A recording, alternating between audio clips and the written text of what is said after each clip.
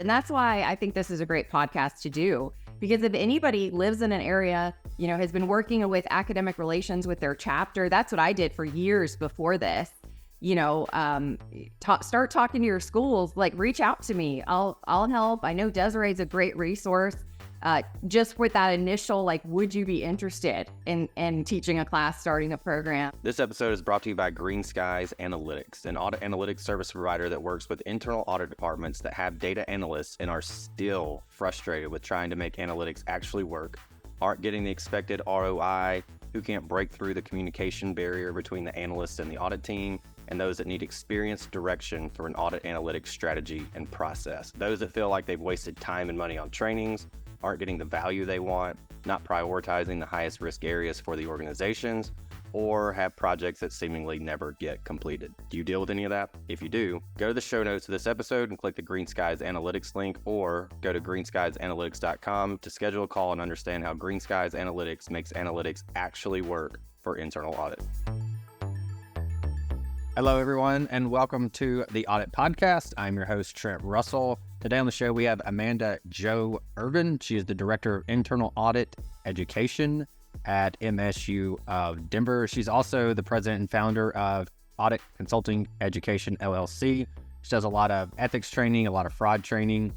In all likelihood, if you've gotten ethics CPE in the past 6 years, it's probably at some point come from Jo.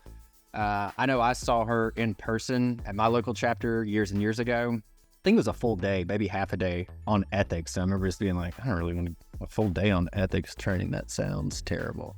And it was actually really entertaining. And so I think she was on episode 19 of the podcast. I think we called it something to the effect of like making fraud not boring or something to that effect. I'll be honest, Jo was the one that told me about it being episode 19 when she jumped on when we did the recording. And so I'm not sure if that's even close to the title, but I think that's about right. Anyway. All right, so that's what Jo's always kind of been known for. She also hosts the Fraud Retreat. It's an in-person conference every August in Denver. So there's a link to that in the show notes, and she mentions it also, so you can register for that. I spoke at it last year. It's a really good conference. Jo does things, I would say, innovative for a conference.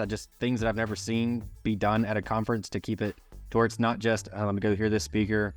All right, let me go get a cookie. Let me go hear this speaker. Let me go get another cookie. I hope there's still cookies. Let me go get okay, there's still cookies. Let me go hear this speaker. So it's a really well thought out, creative conference. So check out that. Be sure to register. I'm speaking at it again, so I will see you out there. Overall topic for today from Jo is about her role at MSU of Denver.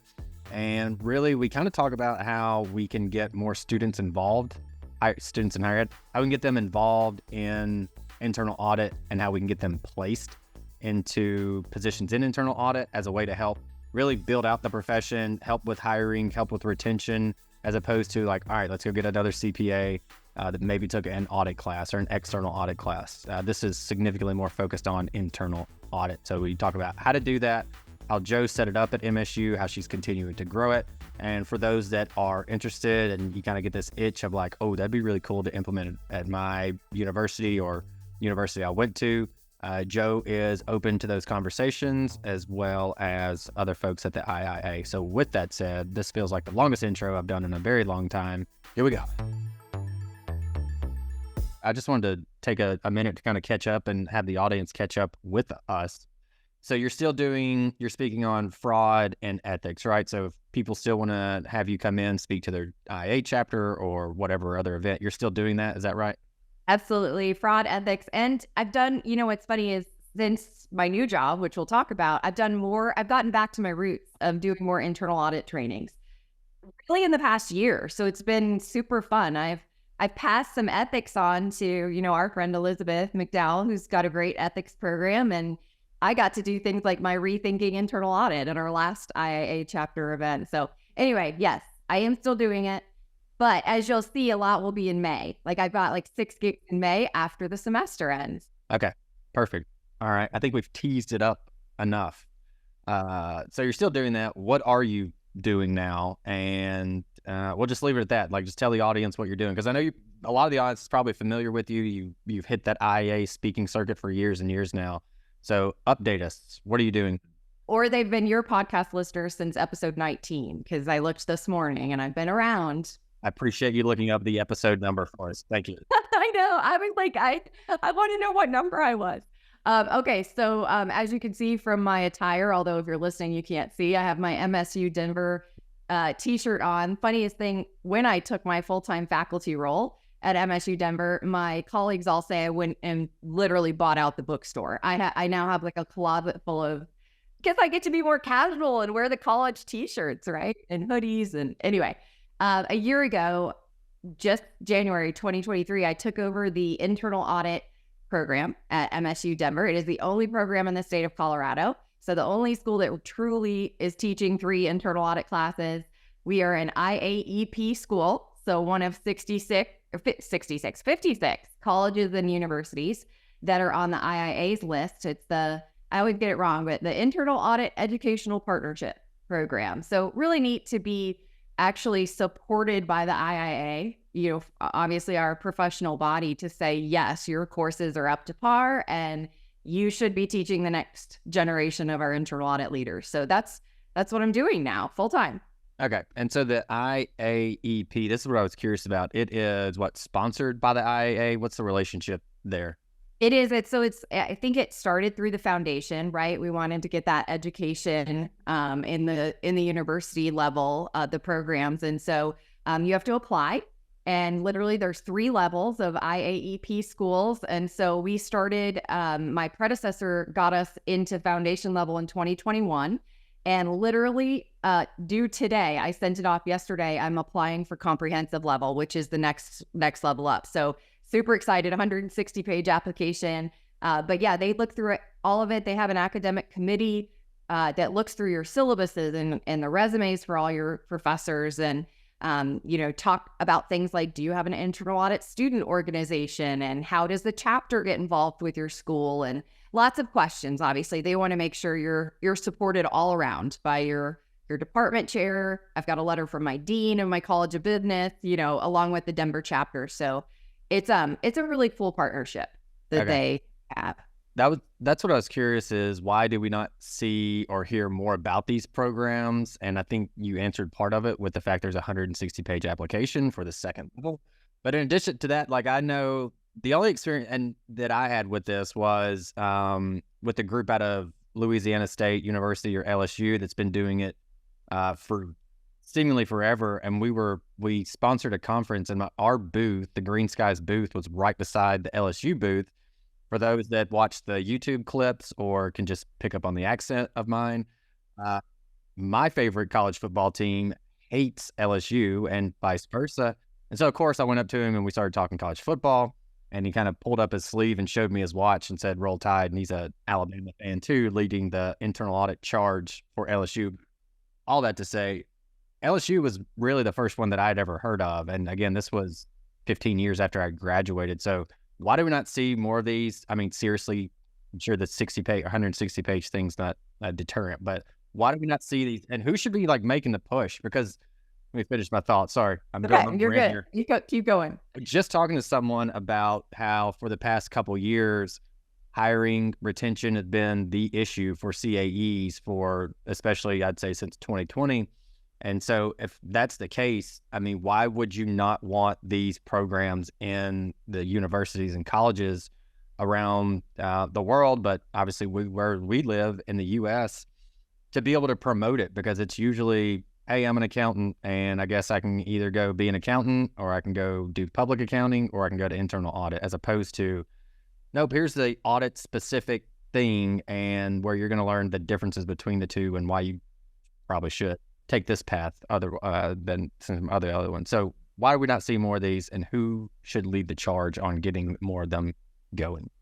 Great question. And I have to, in case anybody from the IIA is listening, the 160 pages include a lot of stuff, right? So like the application itself maybe ended up 12 pages but you have to do a 5-year business plan, so that's another 10 pages. But anyway, you're including lots of syllabuses, lots of resumes, lots of other stuff. Anyway, I think personally, it's because of our academic system, the way it is.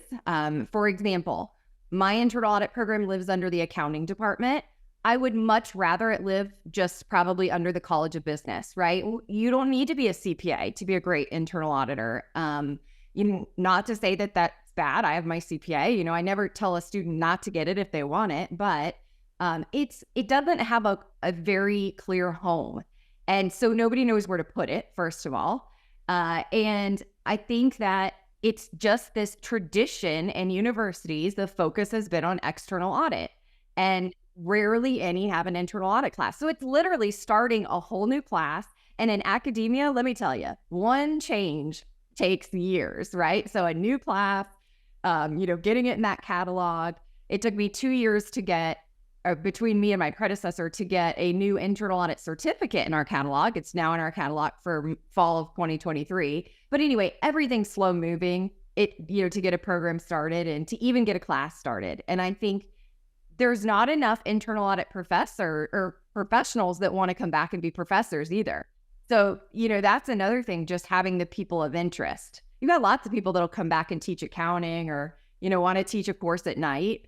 But it takes a lot of work to start a program. And that's probably why there's nothing foundational existing anywhere that they can build on.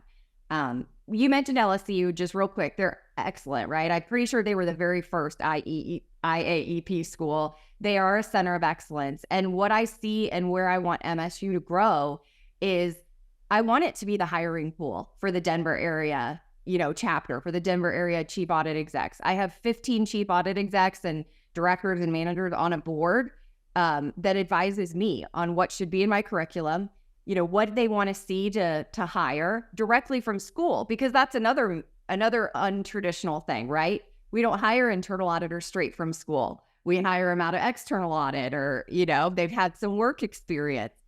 But if I can prove to them I've got them through this program, I'm even giving them a certificate, my question to the Denver area chief audit execs is, would you hire them?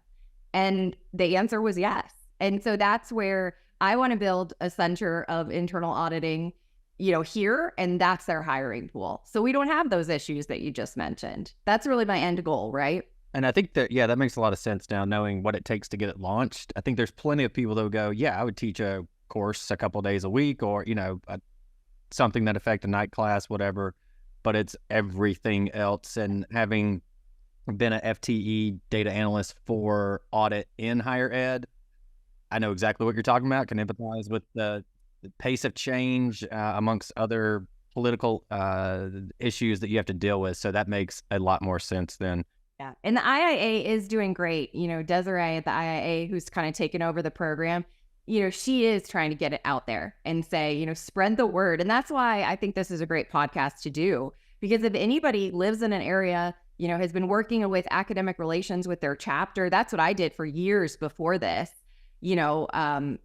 Start talking to your schools, like reach out to me. I'll help. I know Desiree's a great resource. Just with that initial, would you be interested in teaching a class, starting a program? I think any of us are willing to help. So. Okay. And who's that? Desiree who? Desiree Rivera at the IIA. Okay. We'll link to Desiree's LinkedIn or some kind of contact info for people that want to reach out to Desiree. But then obviously Joe's on LinkedIn, and through her website, I'm sure you can get in contact with her if you want to launch this type of initiative. The thing that I thought was interesting is you talked about we don't hire typically auditors straight out of school. They have to have usually some kind of experience, but it seems like in the time that we've talked about this program that you're running now, they get that experience. And I know from my personal experience, I was an MIS major. When we were highly encouraged to get internships before we graduated, and the faculty was great about hooking us up with companies, and they had the relationships.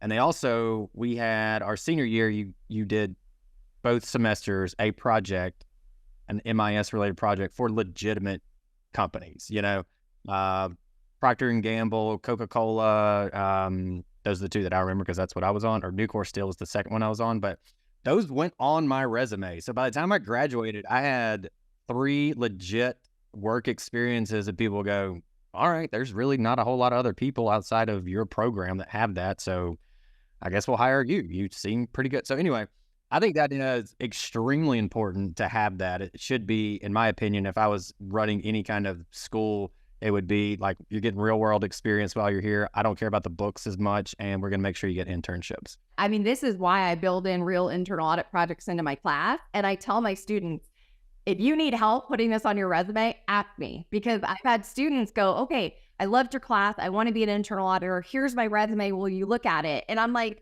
where is anything that we did? And so I do like add that. That's an extra bonus help of my job, right? Like, yes, let's put that on there.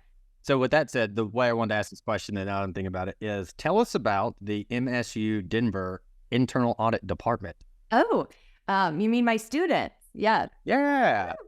So my title officially is Director of Internal Audit Education. They threw that at the end, but my grad students are the auditors. So when they start in my class, I tell them, you're not a student this semester. This is basically an internship.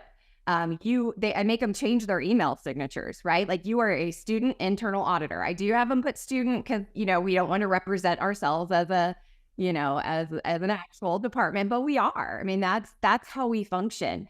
Last semester, we did a risk assessment because we hadn't done one in too long. I'll just put it that way. But we are doing now everything a real internal audit department does.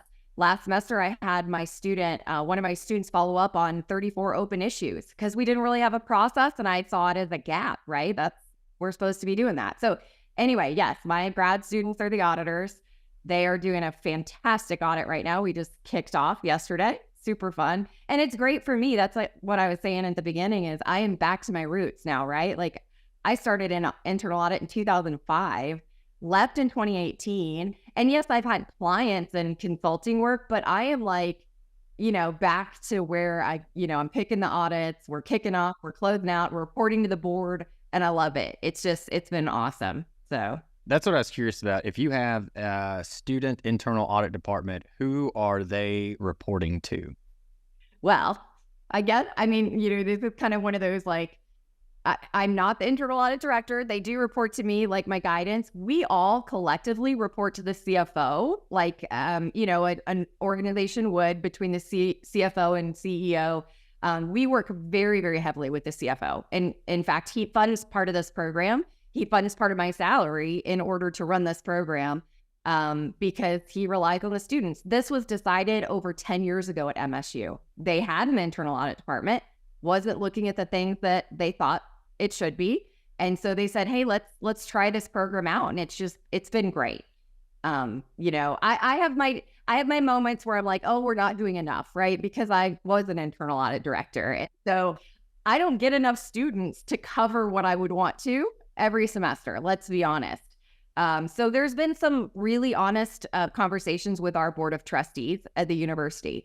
Do we need some supplemental internal auditors? So be on the lookout. I might be posting for jobs, but anyway, I don't think it would take away from what the students are still doing. So your students are living the real internal audit life. You are living the real internal audit leadership life when you said that you're worried that you don't have enough coverage. That's probably, I think every audit leader can empathize that position. And I hate that word. Like, I go in my soapbox because it's not about coverage. It's about covering the risk, right? I mean, it's not about covering. There's no way I need to cover the whole university, but, are we looking at things like cyber like we should be? And, those kind of things. So with that said, what are some of the audits they've done, or what's something that you have coming up that you're excited about or that they're excited about?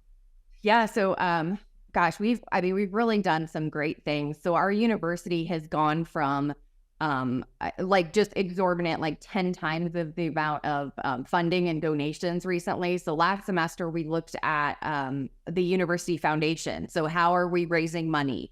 They looked specifically at the pledge process. We're getting all these pledges. What's the percentage that we're actually getting in money? And so, got to do a little bit of data analytics in that project, which was fun. This semester, we are focusing on a big initiative at our university, which is called the Health Institute. And they have literally 14 grants between state and federal and foundation grants, private donors that are giving millions and millions of dollars. I mean, they have one that's over a $10 million grant, and they are building a simulation lab on our university. And this is all, I mean, if you think about it, it's all about retention of our university. Colorado's number one employer is healthcare. And so this health institute covers 10 departments, healthcare, all medical professions, nutrition, wellness, engagement, everything. And so it's been this huge initiative for 6 years at the university, and they just keep growing and growing and expanding. And their processes aren't expanding with their growth. And so they asked us to come in and advise them on like, how can we make things more consistent and, doable, because they've just grown so much so fast. And so it's a great, it's less of an assurance and more of an advising for these students this semester, which I like. And it's a huge initiative, which I like being involved in, right? So how many from that program last year then are now internal auditors? So I know this might not seem like a huge conversion rate, but 2 in that class. So that class is capped at 10 grad students. And so 2 in the spring loved it. And we worked with them, put it on their resume. They're both senior internal auditors now. So I feel like it's a huge win, right? They were one of them. And to be clear, our grad students usually come back because they want to do something different, right? So one of them was already a revenue accountant. One of them was an external auditor for a nonprofit firm. So they had, some work experience under their belt, but immediately were able to switch to internal audit and are super successful right now. So, and love it. All right, Joe, as your second appearance on the show, and I think the first, I'd have to think about this. I know we did a lot of repeat guests last year when we did our Beacon Award winner series. I think you're the first repeat guest outside of that list, though. So congratulations there. Very special. Thank you for that. For whatever that's worth. Yeah, I know you're going to be over the moon thinking about that. I am. With that said, the show hasn't changed a ton in terms of structure. We always like to leave the guest with the last word. We always tell people that I just ask questions. It's the guest show. I literally just ask the question. So with that said, I want to give you the floor. What do you want to leave the audience with? I want to leave the audience with, I just invited Trent to be a repeat guest at the conference I host every year in Denver. Yep. So you want to come August 8th and 9th. Trent is going to be, ChatGPT Analytics, right? Okay, so how cool is that? But anyway, it's a fraud retreat. So I started this conference because I was seeing a lack of fraud options in the Denver area, specifically in person. And so I had this great idea pre-COVID, right?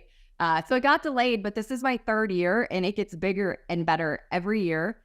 With Trent's help, we just booked Cynthia Cooper to be a keynote. And because I draw obviously a lot of internal audit crowd, I think she's going to be fascinating because day 1 is going to be about fraud prevention, litigation, strategies to catch fraud, like data analytics. Day 2, we're going to talk about culture, being a whistleblower, bringing somebody in that runs a hotline.